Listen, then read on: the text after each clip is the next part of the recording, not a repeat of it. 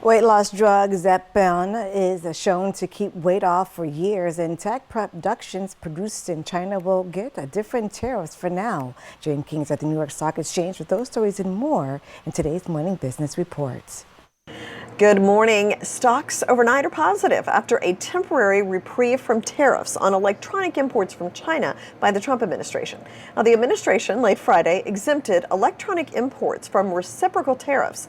Any of those goods made in China, like computers, phones, and semiconductors, would still be subject to the 20% tariff that Trump previously imposed on Chinese goods. Tech giants like Apple, Microsoft, and Nvidia benefit from this. They rely heavily on Chinese manufacturing. Well, the Federal Trade Commission's blockbuster antitrust case against Meta kicks off today in Washington. It's the culmination of a nearly 6-year investigation into whether the social media giant broke competition laws when it bought Instagram and WhatsApp.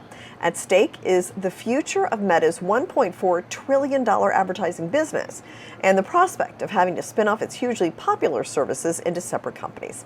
Stocks are coming off one of the most volatile weeks ever, but it was a positive week as investors grew optimistic that negotiations would lead to new trade agreements.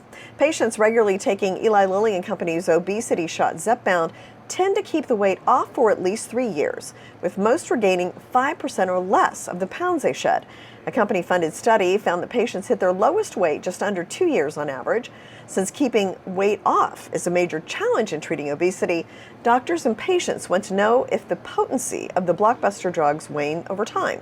And these findings suggest that drugs like Zepbound work long-term when they're taken as directed. And another pharmaceutical company, Novartis, building 6 new U.S. plants. The entire spend will be $23 billion. 2 plants are slated for Florida and Texas each, and then a research center in San Diego. From the New York Stock Exchange, I'm Jane King with your Morning Business Report.